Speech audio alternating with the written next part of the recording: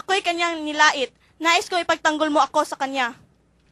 Ngunit pinsan, Luluwas kami ng Maynila. Kapag nalaman ko na hindi mo inilabanan ang Alperes, ay hindi kita ipapakasal kay Clarita.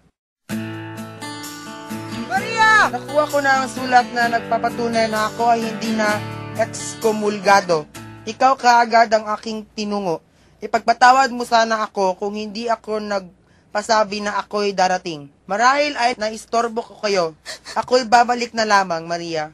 Maari ba akong pumunta rito bukas? Batid mo ang aming tahanan ay bukas para sa'yo. Ibarra, nais ko sanang makausap kayo ng pribado. Sa Maylawa po bukas ng gabi, pagsapit ng 8. Ano ang iyong pakay, Ginoong Elias? Gusto ko po sanang sumanib kayo sa isang pag-aalsa laban sa pamahalaan. Mahal ko ang ating bayan, tulad ng pagmamahal mo. Kahanga-hanga ang panindigan mo. Ngunit hindi tayo dapat magpatangay sa agos ng mapusok na damdamin. Kinalulungkot kong hindi ako magaling magsalita. Isa akong taong hindi nakapag-aral. Kung kayong edukado ay umayakap sa kakaiba ninyong opinyon, ako ngayon ay nagdadalawang loob sa aking panindigan. Marahil ay dapat kong sabihin sa kanila na huwag magtiwala sa sarili at maniwala na lamang sa Diyos. Nakakasugan ka ng damdamin. Ako ngayon ay nagdadalawang isip sa aking paninindigan. Mahal ko ang Pilipinas tulad ng pagmamahal mo. Hindi dahil sa obligasyon ko o dahil dito ay pinanganak, kundi dahil ito nanggaling ang kaligayahan. Maraming salamat po, Ginoong Ibarra. tatanggapin ninyo ang mga sandata bukas at sa gabi ang ating pagsalakay. Isigaw ninyo ang Viva Don Crisostomo Ibarra. Lumakad na kayo. Natuklasan kong may magaganap na pag-alsa ngayong 8 ng gabi. Sasalakayin raw ang kwartel at simbahan. Lahat ng mga Kastila ay papatayin. Sana'y maghanda na kayo. Kung sino man ang may pakana nito ay mananagot sa akin. May kinalaman ka ba tungkol sa pag-alsa ngayong gabi? Wala akong alam sa mga sinasabi mo. Gayoy, kailangan natin sunugin ang mga bagay na maaaring magpahamak sa iyo.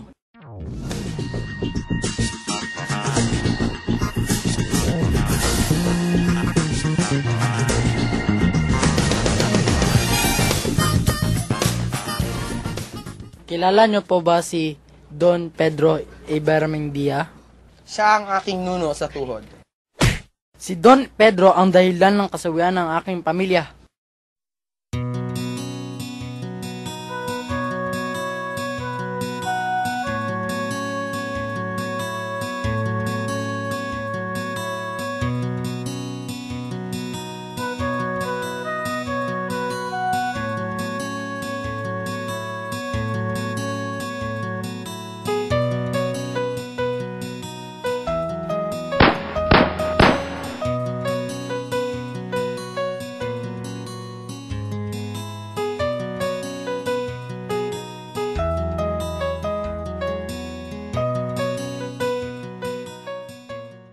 Ginoong Ibarra, buksan ninyo ang pito.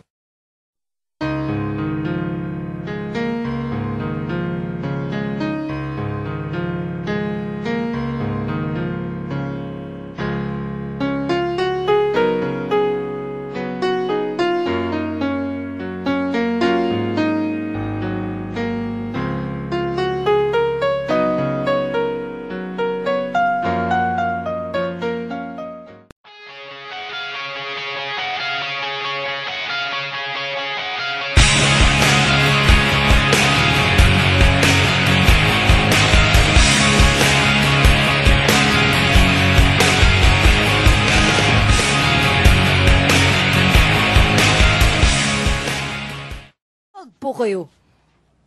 May kinalaman ba ito si Don Crisostomo Ibarra? Sumagot ka! Wala po. Mawa po kayo sa akin. Wala po ako kinalaman dito. Diyos ko po, mga santa, tulungan niyo po ako.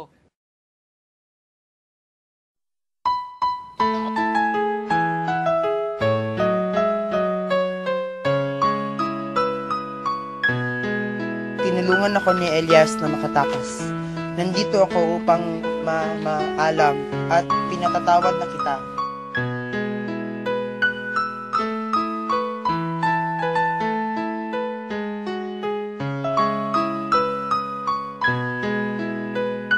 Ikaw lang ang pinakaiibig ko magpakailanman. Ang ama ko ay si... Narito ang liham na nagpapatunay na siya nga ang aking ama. Ibinigay ito sa akin ng isang tao kung saan ipinagpalit ko ang sulat mo upang matiyak daw niya na hindi ako pakakasal sa iyo at hindi ko maisip kung ano ang pakay nila sa liham mo. Isa ka, Anghel Maria. Huwag mong kalimutan na saan man ako magpunta. Ikaw lang ang aking iibigin kailanman. Pakakasal ako sa kanya bilang pagtanaw ng utang na loob sa itinuring kong ama. Subalit tandaan mong ang pagmamahal ko sa iyo ay di maglalaho.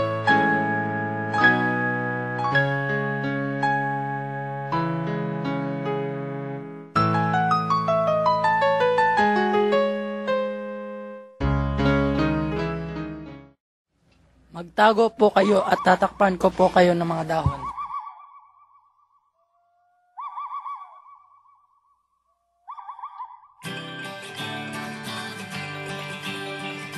Marunong po ba kayo magsagwan? Ako po ay tatalon sa tubig at ililigaw ko sila. Magkita na lang po tayo sa libingan ng inyong nuno. Ako ay magpapaalam na po.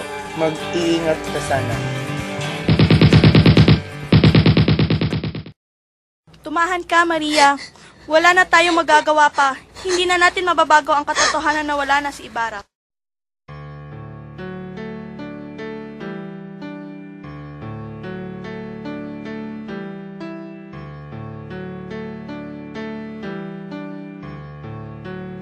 Mahal niyo ba ako?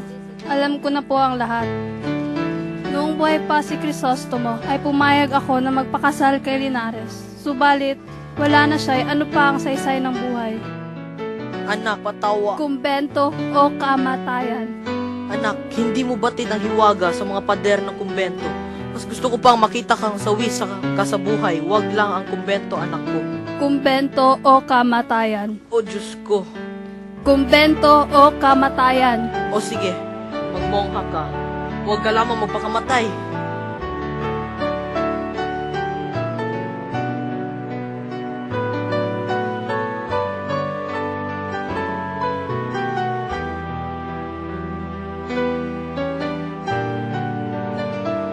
Diyos, totoong Diyos ka at nagpaparusa. Ngunit ako ang iyong paghigantihan at huwag ang walang malay kong anak.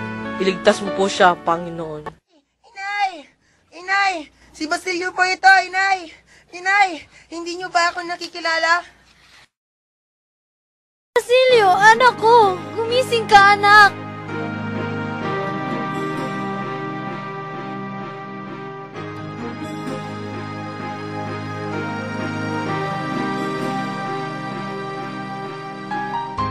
Ay! Gumising po kayo!